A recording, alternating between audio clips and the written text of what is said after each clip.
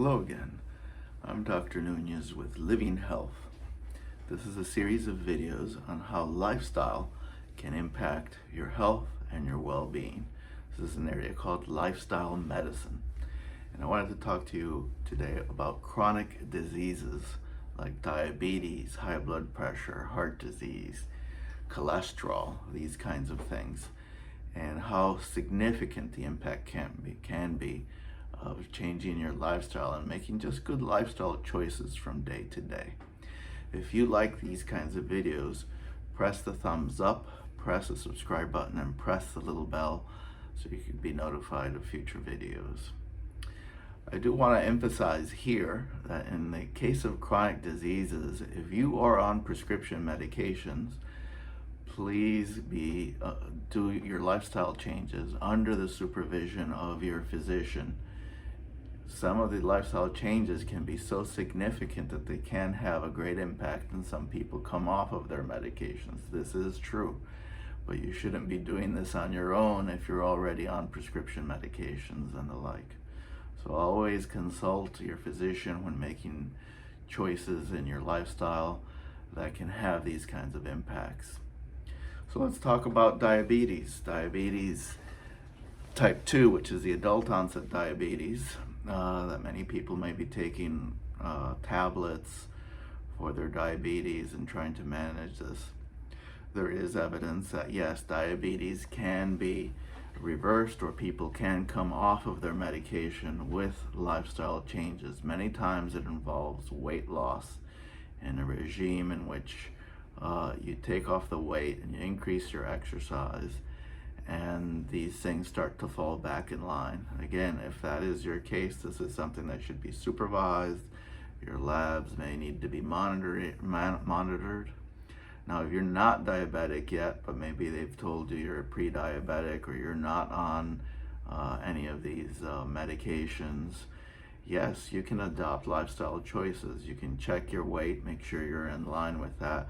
You can avoid the processed foods, the white starches and the sugars that are all processed, and see where you can get with that. And yes, there are people that reverse it or that never progress into full-blown diabetes.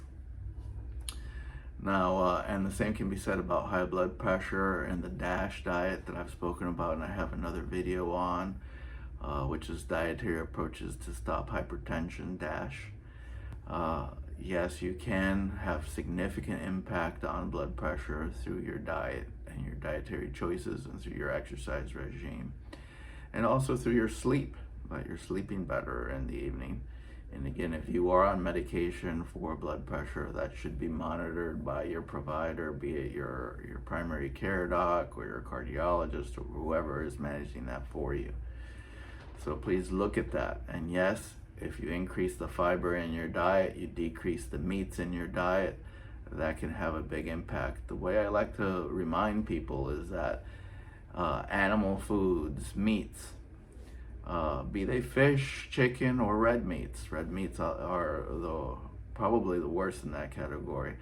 They have cholesterol, and meats have no fiber. What do plants have? Plants don't produce cholesterol unless you add it in when you're cooking. They have no cholesterol, and they do have fiber in general. Some plants more than others, and you could look those up. So what is it you want to do? You want to rebalance in many respects in all of these conditions, be they due to diabetes, be they due to high blood pressure, or as we move on now into cholesterol. You want to rebalance and reduce your meats, increase your vegetables and plant foods so that you're getting more of your fiber and less of your cholesterol. And yes, you can take it. There's a minority of people out there, and they can take it all the way to becoming vegetarian or vegan, and that can be a healthy regime as well. You don't need to go as far as that if you don't want to, or you don't find that desirous for your appetites or your culture. So the next point is the cholesterol. Yes, cholesterol can lead to heart disease, can deposit and produce plaques in your arteries, and that can produce problems, and many people are on medication to reduce these things. So again, if you are one of those people on medications, Always do these things under the supervision of your provider or whoever's prescribing these medicines for you. What would you do? Again, it's that. Always remember, it is the animal proteins that have cholesterol, no fiber, and it is your plants where you get your fiber, and plants don't produce cholesterol. Now, what are the little issues to deal with the plant world? Yes, if you're eating very processed plant products like flour or sugar, those kinds of things, yes, you need to avoid those. Your oils are also can be extracted from plants, but oils are very rich in calories, so be careful with that. Yeah, the monounsaturated plant-based oils, they do not have cholesterol, this is true, but they are calorie rich. So if you're trying to be careful with your weight, in particular in the cases like diabetes or high blood pressure, if you're overweight, and reducing weight might help you keep that in check, you will have to count some calories and look at your oil intake and fat intake, even though they may be from vegetable sources or plant-based sources or from nuts that are very oily and rich and so have a lot of calories. So be on the lookout for those things. I again want to emphasize how important and how large an impact lifestyle can be on the chronic diseases that we're speaking about. The other one that sometimes people ignore is just your colon health, colon cancer and the like, and that can be improved through high fiber diets. And like I've just said, the high fiber comes from your plant-based nutrition. You don't get it from your meats. Amongst the meats, I do want to say that probably the healthier thing is to go with fish as opposed to red meat or chicken. And so the idea is here you start to rebalance. If you really are into meats and your red meats, move from into your grass-fed and grass-finished meats as opposed to your grain-fed meats, because they tend to be leaner, and the fats in the grass-fed, grass-finished beef tends to be a little healthier than in your full grain-fed and grain-finished meats. But again, the idea here is to really start to shift more towards the plant-based, so you're getting more fiber, and just really reduce down those meats. Some people like to do meatless Mondays. If that works for you, try that. Some people do VB6, which is vegan or vegetarian before 6 p.m. every day. That's another avenue for doing that. Some people just like to start to emphasize vegetable as the center or the main entree of their meal and reduce some of the meats just as the flavoring and the like. That can work for you too. You can try that. You have to see where you're going. Sometimes we have cases of people that describe themselves as carnivores, so they have a long way to go and increase their plant-based nutrition. Some people are almost there already and maybe are vegetarian and are just trying to get in check either their weight because they've been eating too much pasta or too much grain, and they need to shift more towards the vegetables and the lower starch vegetables and within that. And that's another thing to do. Some people are diabetic and they've already increased their plant-based consumption, but they're enjoying fruit juices. And I tell them, fruit juice is a processed fruit. What you're doing there is you're squeezing that fruit, getting juice out, which essentially is just concentrating the sugar, and then you're drinking that. That's not going to be good for you. So yes, in that spectrum, you always have to be careful. Just because you're vegan or vegetarian doesn't mean you're going to be healthier than, for instance, a meat eater.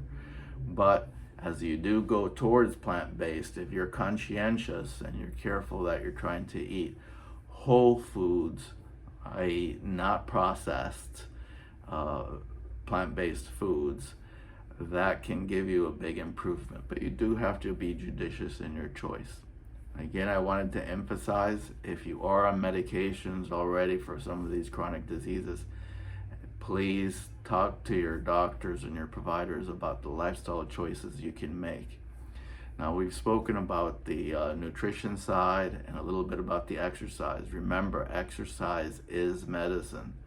So as you make your changes, your lifestyle choices by being more physically active, that can have a big impact on all of these areas of diseases. So that can have an impact as well. The other thing is sleep, making sure you're getting enough rest at night. Restorative rest and natural sleep can help you then make better choices, feel more energetic during the day, and keep you on the straight and narrow in your exercise and your nutritional choices as well. So again, lifestyle medicine is very powerful. It can have a huge impact. Many people, if you're already healthy and you're not on prescription medicines and you make the right lifestyle choices, you can continue to enjoy good health for a very long time. If you are on medication for chronic disease, always remember that you should be supervised if you're trying to come off or reduce some of these things that you're taking. But again, it's up to you. The idea with lifestyle medicine is that you are empowered. You do have a great say in the direction of prevention of chronic diseases, the reversal of chronic diseases, or just the management of chronic diseases. You really can do it. You have a bigger impact in many respects than many of the prescription medicines that are used today. So give it a shot and don't get frustrated. There are many little levers you could pull, and I've spoken about these in other videos on the pillars of lifestyle medicine. So if you're good at one thing, go with that and let that help you manage some of the other areas in your lifestyle that you need to deal with. So again, if you like these videos, press that thumbs up, press the subscribe button, and press that little bell for notifications of future videos. And again, I'm Dr. Nunez with Living Health. Bye-bye.